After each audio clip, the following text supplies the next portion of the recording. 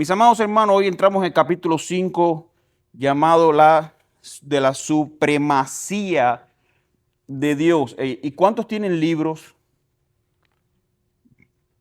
La gran mayoría, por lo menos por pareja, por matrimonio, tienen el libro, qué bueno. Entonces, hermanos, hoy estaremos basando el estudio de la supremacía de Dios, bueno, como hemos dicho, del libro, como utilizándolo como gran herramienta al hermano Arthur W. Pink. Hermano, para Pink, la supremacía de Dios es la consideración de él, es uno de los atributos más ignorados y sin embargo más fundamentales. Y él define la supremacía de Dios como el derecho absoluto de Dios a gobernar todo lo que él ha creado y su poder infinito para llevar a cabo ese gobierno sin obstáculos. O sea, en otras palabras, si lo pudiéramos, si pudiéramos buscar un atributo gemelo, ¿cuál sería? Estamos estudiando el de la supremacía, pero viendo el concepto, ¿a cuál se nos asemeja también? La soberanía de Dios. Y como el hermano nos traía el ejemplo la semana pasada, y es precisamente que la presciencia de Dios es una arista de ese decreto.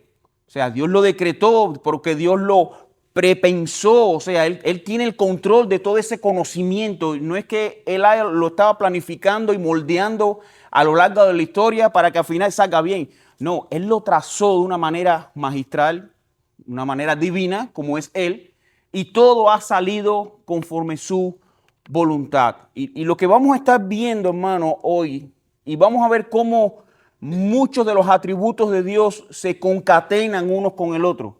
O sea, que uno emana del otro y es precisamente esa unión doctrinal que hace que nosotros podamos entender a un Dios supralógico. Y no es que sea un Dios ilógico o que Dios nos ha dado una inteligencia superior para entender a Dios. No, es que dentro de la misericordia de Dios, Dios nos deja aristas, nos deja esta serie de características que nos sorprenden naturalmente, pero nos da una mayor explicación o podemos ver más luz de quién es Dios. Y ese es el propósito. Por eso es tan fundamental, y lo decía Arthur Pink, que lo más terrible que le está pasando hoy en día a las iglesias es el desconocimiento de casi la gran mayoría de los atributos de Dios, pero en esencial un Dios soberano, un Dios que tiene la supremacía de todas las cosas.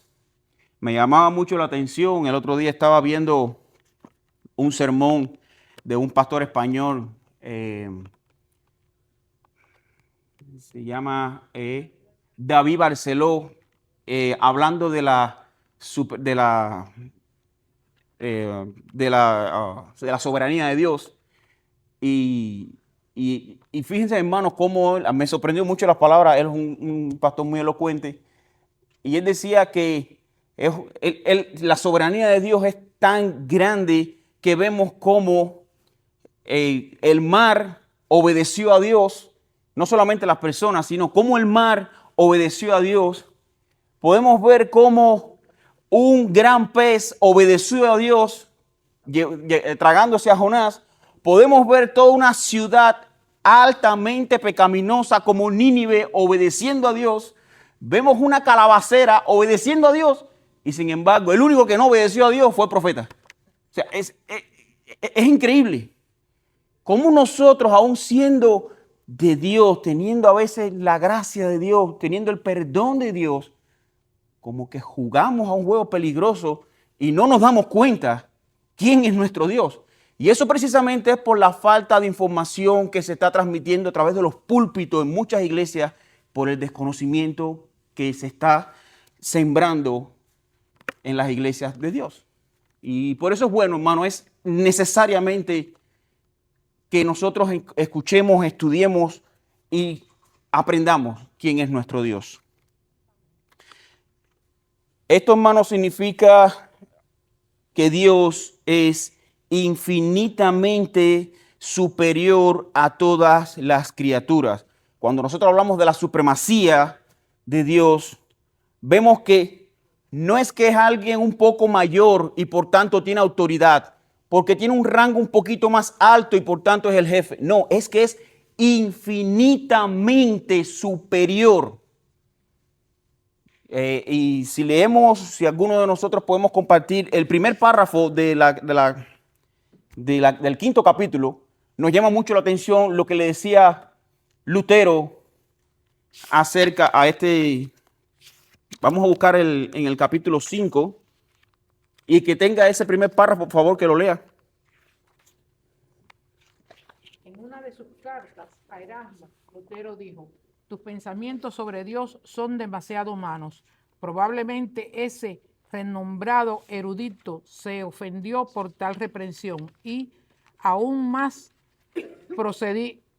porque procedía del hijo de un minero. Sin embargo, fue completamente merecido. Nosotros también, aunque no tenemos ninguna parte entre los líderes religiosos de esta época degenerada, presentamos el mismo cargo contra la mayoría de los predicadores de nuestros días y contra aquellos que, en lugar de escudriñar las Escrituras por sí mismos, aceptan perezosamente la enseñanza de otros. Ya, ahí déjalo, hermano.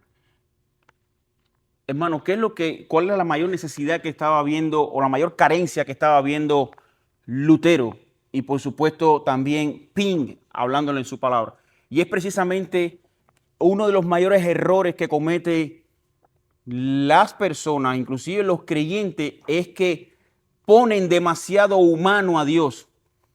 Y ahí saltan muchas preguntas de que yo no puedo creer en un Dios que mande a la gente para el infierno. Yo no puedo creer en un Dios que mate a un niño. Yo no puedo creer en un Dios que... No, es que tú lo que no entiendes es que Dios no es como tú y como yo. Y eso es lo que hablaba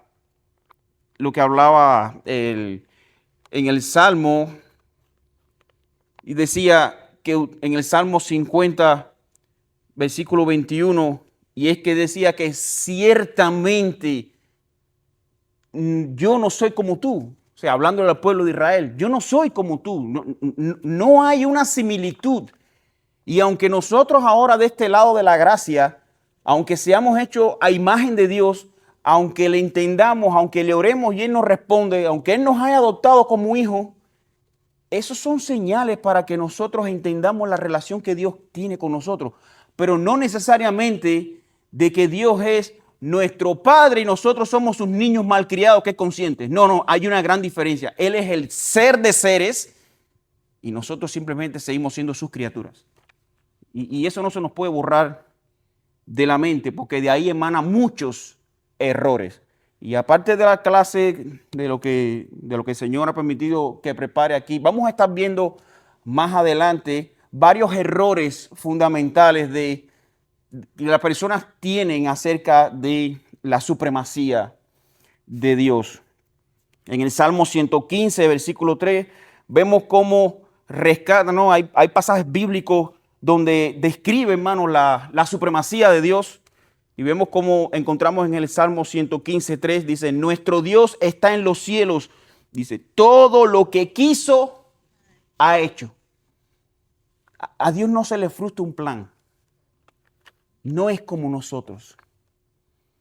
En el Salmo 135, versículo 6, encontramos, dice, todo lo que Jehová quiere, lo hace.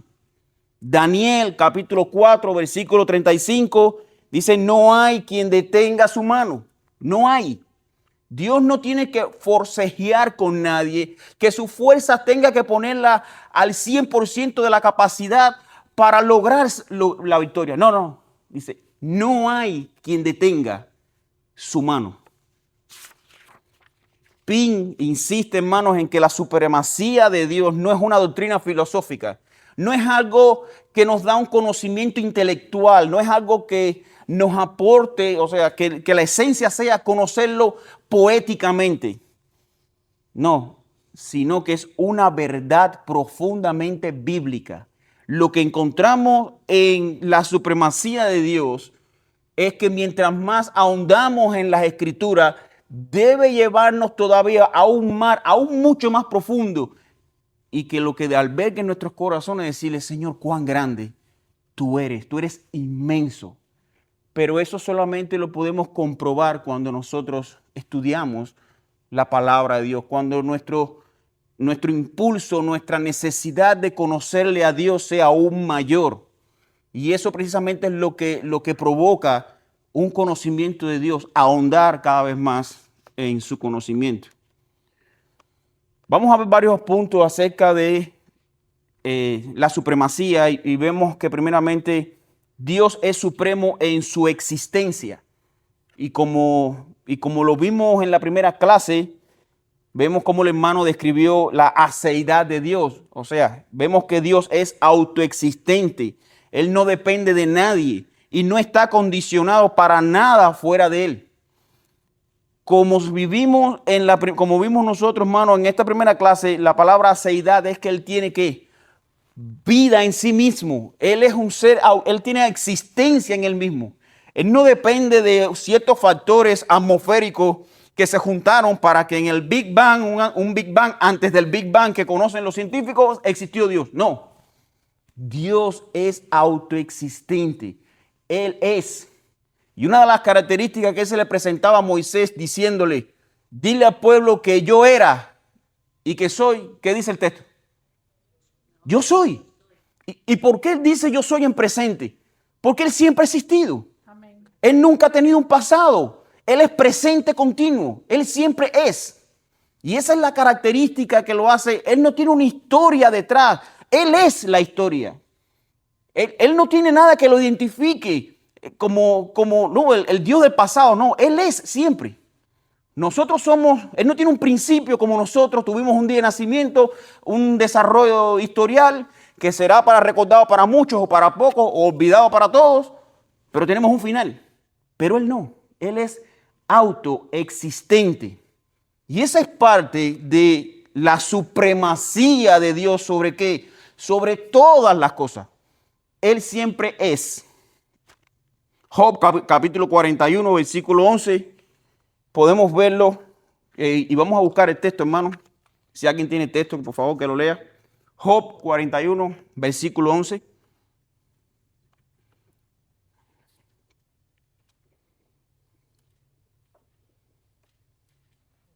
¿Quién me ha dado a mí primero para que yo restituya todo lo que hay debajo del cielo es mío? En otras palabras, ¿quién le dio a él primero?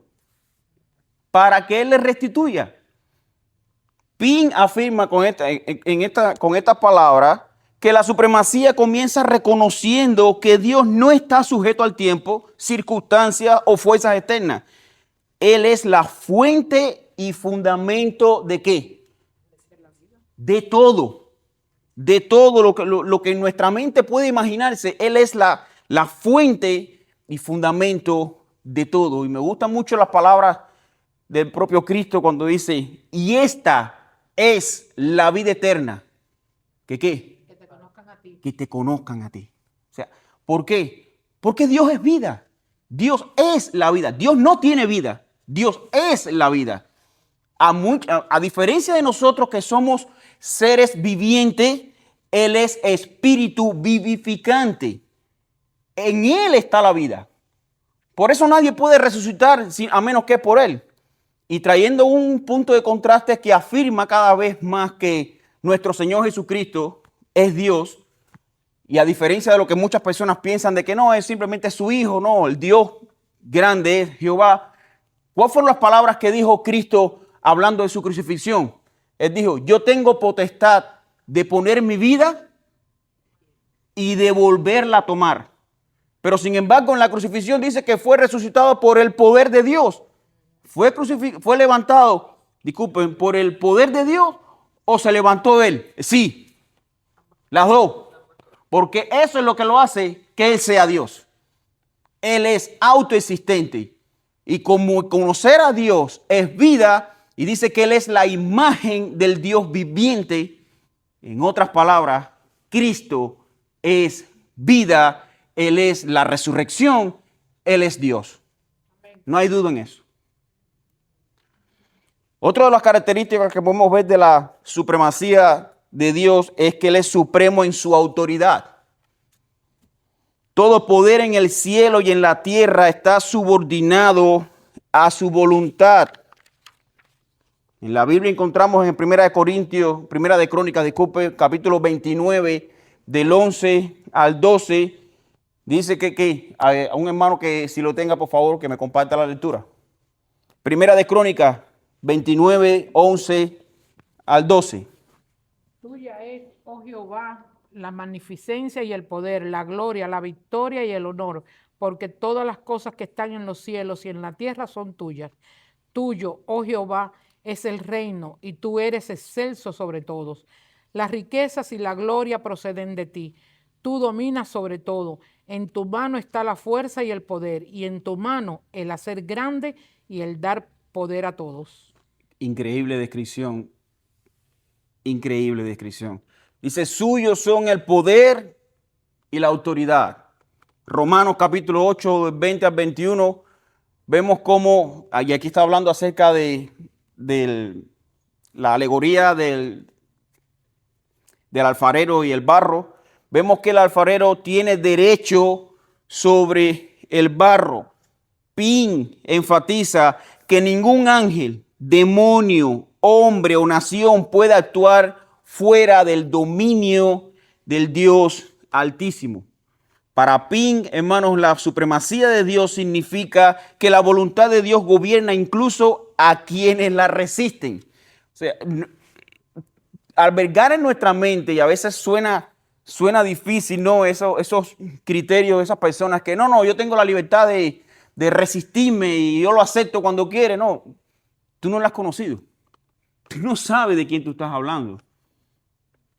Y es que precisamente, hermano, eso es lo que aborda, lo que desborda en este momento en nuestros corazones cada vez que buscamos un texto que afirma de este atributo de nuestro Dios. Como tercer punto, podemos ver, Dios es supremo en su propósito. Dice que todo lo que sucede tiene un fin, y ese fin es la gloria de Dios. Vamos a buscar varios textos que afirman esto. Isaías 46, versículos del 9 al 10. Otro hermano que vaya buscando Efesios capítulo 1, versículo 11. ¿Qué encontramos en Isaías capítulo 46, versículos 9 y 10?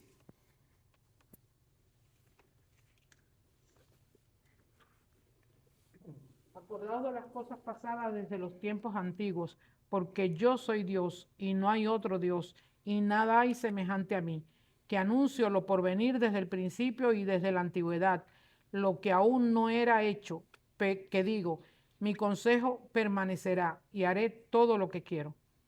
¿Qué dice que va a ser su consejo? Permanecerá. ¿Y hará qué? Todo lo que puedo. Todo lo que quiero.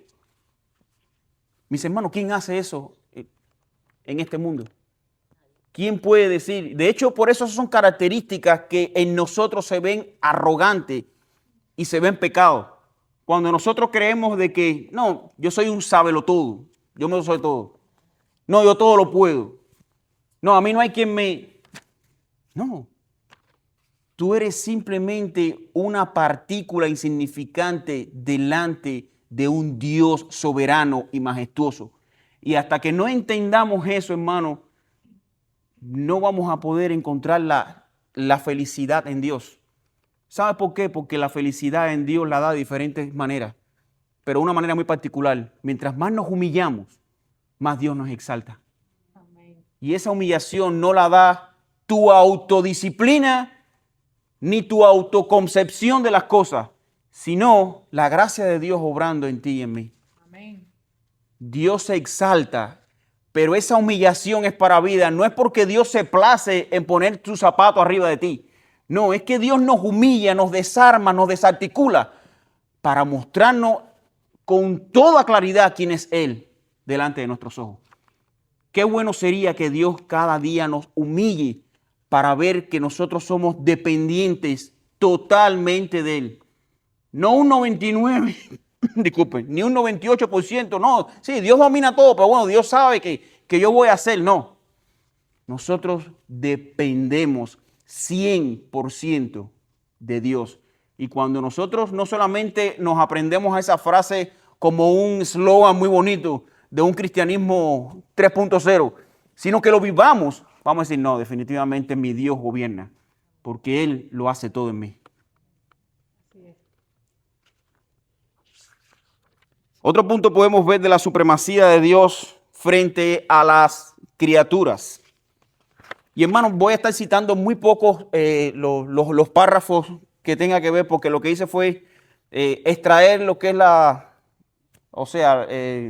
de una manera aplicativa lo que venía siendo Ping a través de los párrafos.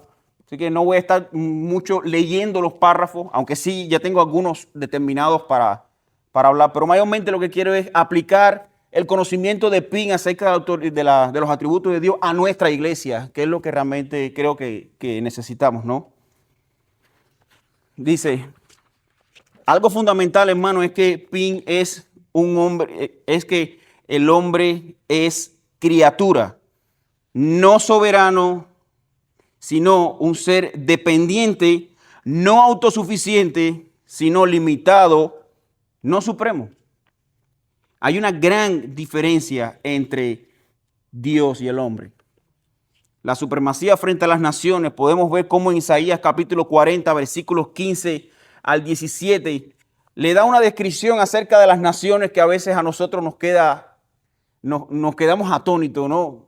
Cuando nosotros vemos la profundidad, la grandeza, sobre todo la grandeza de Dios. Dice en Isaías capítulo 40, versículo 15, resumido, dice que las naciones son como gotas de agua en un cubo. Y nosotros podemos ver la cantidad de kilómetros cuadrados que puede tener las mayores naciones del mundo. Dice que eso es como una gota de agua dentro de un cubo. O sea, eso es nada.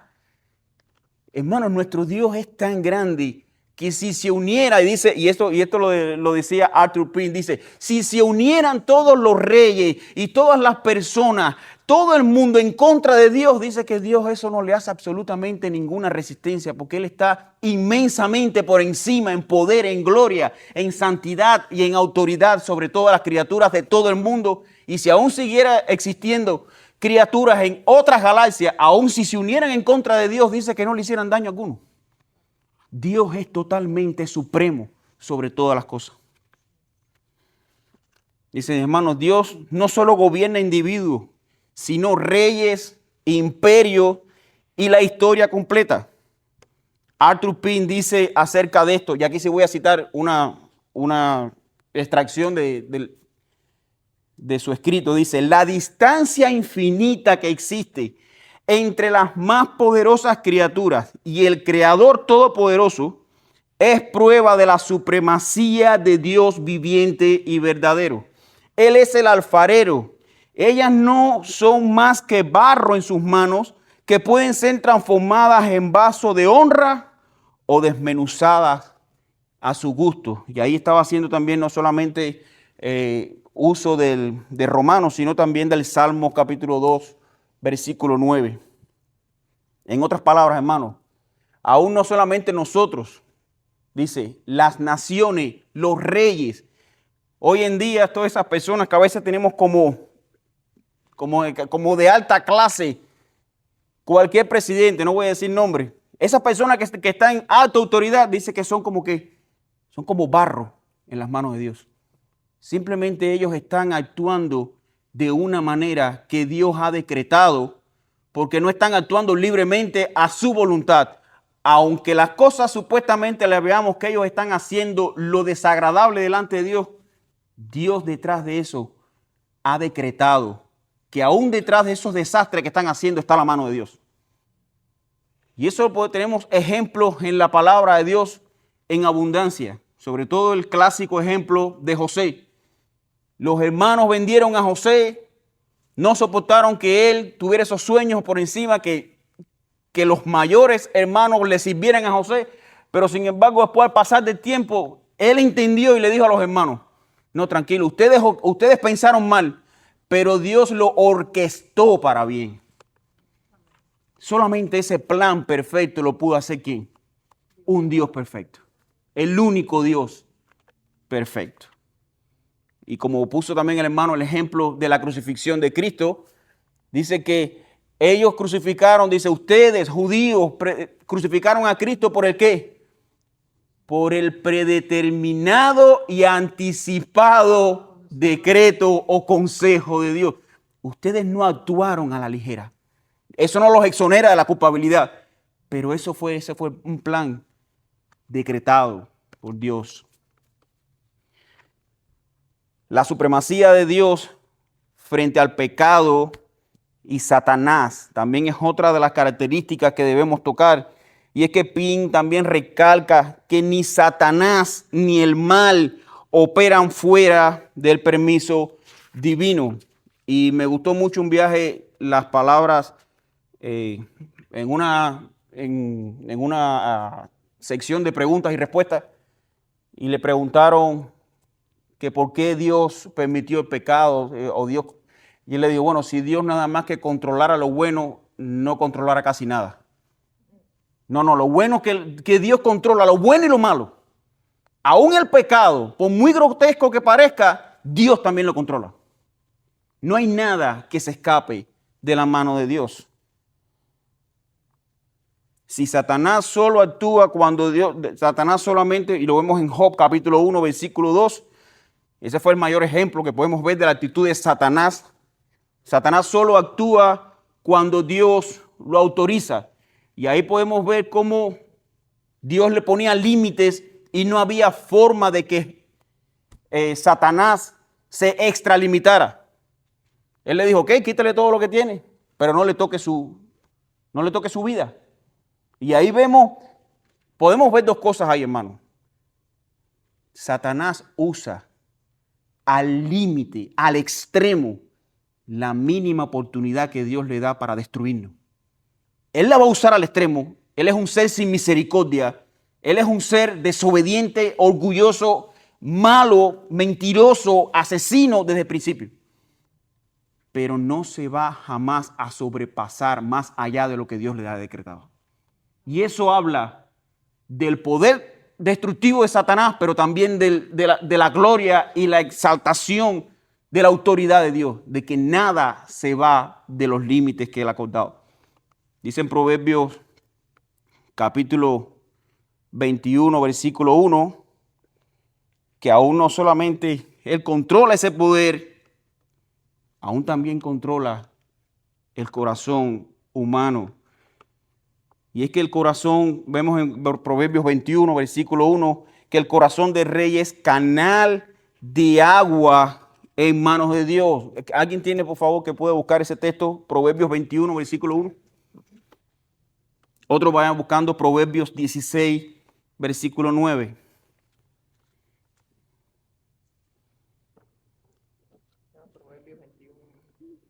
¿Qué dice Proverbios 21, versículo 1? Como los repartimos de las aguas, así está el corazón del rey en la mano de Jehová. A todo lo que quiere lo inclina. Exactamente. No vemos ningún rey actuando por voluntad propia y de una manera descontrolada o fuera de Dios. Dice que aún su corazón, va a andar por lo que, por los canales que Dios ha trazado. Proverbios 16, versículo 9. El corazón del hombre piensa su camino, mas Jehová endereza sus pasos. Amén. El hombre piensa su camino, el hombre traza. No, yo voy a hacer esto, ¿pero qué? Pero Jehová endereza. Jehová dirige sus pasos. Hermanos, para Pink, esto elimina toda noción de autonomía humana absoluta. Nadie se va a actuar, nadie va a pensar, nadie se va a extralimitar. Por muy malo que actúe o por muy bien que actúe, no vas a sorprender a Dios.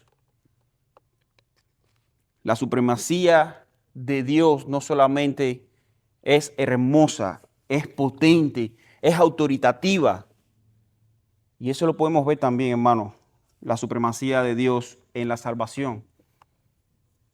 La salvación es una obra de un Dios supremo, no de un hombre que coopera como igual, decía Pink. Nuestro Dios, hermano, como podemos ver en Efesios capítulo 1, versículos 4 y 5, Dios elige soberanamente. Ahí no podemos ver de que no, que Dios vio que yo iba a creer o quienes iban a creer y en base a esos que iban, Dios trazó su plan. No, no, no. Dios eligió. La salvación es una obra de un Dios supremo, no de un hombre que coopera, no por mérito propio, sino por ninguna previsión o iniciativa humana, como encontramos en Efesios capítulo 1, versículos 4-5. Dios regenera soberanamente, como dice Juan capítulo 3, versículo 8. Dice, la obra del Espíritu es libre, es irresistible, es eficaz. Dios preserva soberanamente, y quiero que busquen este texto, Juan capítulo 10, 27 al 29. Juan, el Evangelio de Juan capítulo 10, versículos del 27 al 29. Mis ovejas oyen mi voz, y yo las conozco y me siguen. Y yo les doy vida eterna, y no perecerán jamás, ni nadie las arrebatará de mi mano. Hermanos, la seguridad eterna no descansa en las fuerzas humanas. Por eso, por textos como este, o por ignorar textos como este, es que posiblemente hayan tanta gente diciendo que la salvación se pierde, que no, es que yo tengo que forzarme para no perder la salvación. No, no, no. Es que tú estás en las manos de Dios. Qué bueno que no depende de nosotros, ni aunque Dios pusiera el 99.9 de la obra salvífica y nos dejara solamente a nosotros el 0.01, sería suficiente para irnos totalmente para el infierno, porque ni eso somos capaces nosotros de hacer. Qué bueno que estamos en las manos de Dios y que nadie nos arrebatará de su mano. Amén. Y eso no es algo que esperes que tu corazón te lo haga saber. No esperes que tu corazón te convenza de eso. Créelo. Hermano, créelo. Y a veces en nuestra vida vamos a tener batallas espirituales que vamos a dudar. No, Dios no nos ha llamado para dudar. Dios nos ha llamado para creer. O sea, créelo. Su sacrificio fue una vez y para siempre para expiar tus pecados y los míos. Su sacrificio es suficiente para arreglar nuestra situación pecaminosa y de enemistad con Dios. Él es la propiciación de todos nosotros y para todo el mundo. Y cuando me refiero a todo el mundo es que la salvación ha llegado a todos los rincones de la tierra. Dios no tiene límite. Dios no se limita en un área geográfica, ni en un tipo de religión, ni en un tipo de... No, Dios se manifiesta por encima de todas las cosas. Hermano, Dios no solamente regenera soberanamente, sino solamente Dios preserva soberanamente, Dios elige soberanamente y Dios también cumple su propósito. Filipenses capítulo 1, versículo 6. Si alguien lo tiene, por favor. Filipenses 1, capítulo 6. Vemos cómo Dios cumple su propósito. Estando persuadido de esto, que el que comenzó en vosotros la buena obra, la perfeccionará hasta el día de Jesucristo. El que comenzó en nosotros la buena obra, lo va a hacer casi todo. Nosotros nada más que más o menos nos ocuparemos del final. No, dice, la terminará hasta el fin. Y ahí está el carácter explícito de un Dios que no deja las cosas a media, porque Él nos conoce a nosotros, que si nosotros ni la media podemos hacer. Él la terminará hasta el fin. Y me gustó mucho esta parte también, esta porción del libro de Pink, dice que muchas de las personas, incluyendo dentro del cristianismo, rebajan la eficaz expiación, la cual redimió a todos aquellos por los cuales fue hecha hasta hacer de ella una simple medicina que el alma enferma por el pecado puede usar si se siente dispuesta a ello y desvirtúan la obra invencible del Espíritu Santo, convirtiéndola solamente en una oferta del Evangelio que los pecadores pueden aceptar o rechazar a su agrado. No lo es. No lo es, pero tristemente eso lo encontramos afuera. Personas que, no, yo no soy tan malo, yo acepté. Deja a Cristo entrar en tu corazón. ¿Qué es eso? Vaya, yo te digo que todavía aún Dios permite que esas frases nos las escuchemos como que esporádicamente, separada una a la otra, para que no se nos reviente en nuestro cerebro de tanta herejía junta. No, Dios no es una medicina que tú puedes tomar o no. Tú no estabas enfermo espiritualmente. Tú no estabas gravemente enfermo. Tú estabas muerto.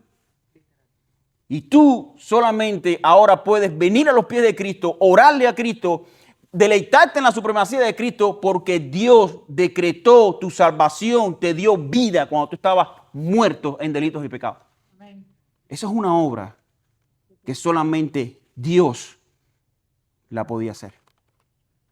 Y esas son las palabras que podemos encontrar también en esa conversación de Nicodemo. Y muchas veces nosotros no lo vemos así, pasamos la lectura rápida. Pero Nicodemo llegó a Jesús y le dijo: sabemos que tú vienes de Dios, porque las obras que tú haces, nadie más las puede hacer. O sea, aún vemos que él, en su dureza todavía de corazón, de ese legalismo, pero dice, las obras de Cristo son evidentes, son demasiado reveladoras de que es Dios, tiene que ser de Dios. Nadie puede espantar los demonios como Él lo hace, nadie puede curar de la manera que Él lo hace, nadie puede dar vida, y mucho menos, como decían los escribas, ¿quién es este para perdonar pecados? Es Dios, es Dios. Mi hermano, nosotros fuimos perdonados por ese gran Dios que controla todas las cosas. Por eso es una ofensa delante de Dios que nosotros dudemos de su obra. Es verdad que vamos a tener luchas, hermano, sí. Estamos luchando con una naturaleza caída, sí. Pero Dios nos ha perdonado una vez y para siempre. Nosotros no fuimos por voluntad de nuestra carne ni por nuestros padres, que fuimos los que nos instruyeron a venir a Cristo. No, dice que fuimos de Dios. Todo aquel que viene a Cristo no es por la voluntad, no es por su gran conocimiento, no es por porque es un erudito estudiando la Biblia, no es por la alta capacidad intelectual. No, dice porque Dios los trajo. No, y mucho menos por nuestro deseo. Charles Spurgeon decía: cada día creo más en la elección, porque si Dios no me hubiera elegido a mí, yo nunca iba a elegir a Dios. Bueno, a ese Charles Spurgeon ponle tu nombre. Quita Spurgeon y pon tu nombre. Nosotros nunca íbamos a venir a Dios. Solamente un Dios supremo, controlador de todas las cosas, que todo lo planifica para la obra de su gloria y de su gracia, y es que todo funciona. Y qué bueno que tú y yo estábamos dentro de ese plan. Dios nos hizo, siendo barro, nos hizo como vasos de honra, para guardar en Él su espíritu, para guardar ese vino que habla de una obra creacional, una obra misericordiosa de Dios en nosotros. Ahora, hermano, veamos las implicaciones prácticas de la supremacía de Dios. Y ando sin hora 1:43. Todavía podemos deleitarnos un poquito más en la palabra. Amén. Hermano, Ping insiste en que la doctrina no debe quedarse en la mente, sino en transformar la vida. Cuando tú empiezas, hermano, a conocer más a Dios, primeramente lo que debe hacernos es más humilde. Es la humildad lo que debe marcar, lo que debe tener un distintivo en nuestro frente. Debe caracterizarlo. Gracias, hermana. Y es que debemos reconocer la supremacía de Dios, debe eliminar toda jactancia humana. Primera de Corintios capítulo 4 versículo 7, lo leo. Dice, porque ¿quién te distingue o qué tienes que no hayas recibido? Si lo recibiste, ¿por qué te glorías como si no lo hubieras recibido? Lo que tú sabes de Dios, lo que tú crees de Dios, lo que tú ves de Dios, lo que tú abrazas de Dios, es porque Dios te lo dio. No es porque tú fuiste, pasaste 3 academias, 8 doctorados, eres un teólogo. No, fue porque Dios te lo dio.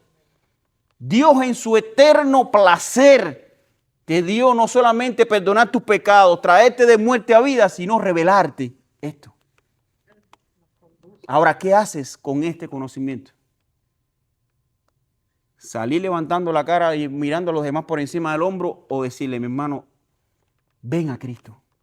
Ven a Cristo, que ahí está la abundancia de vida, pero la abundancia de conocimiento, la abundancia de todo lo que necesitamos para vivir plenamente alabando a un Dios excelso.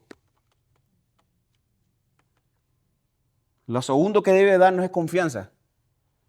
Si Dios es supremo, el creyente posee una roca firme aún en la adversidad. Y en Romanos 8, capítulo 28, texto clave, muy conocido también, para describir que aunque las cosas van mal, nosotros tenemos una total seguridad en un Dios que todo lo controla. Dice, y sabemos, y me gusta cómo comienza el texto, no es nada como con una duda, y veremos, y a ver si, no, dice, y sabemos, estamos convencidos, ¿de qué? Que a los que aman a Dios, todas las cosas le ayudan a bien, y esto es a los que conforme a su propósito son llamados. Lo sabemos. Ahora, ¿lo creemos?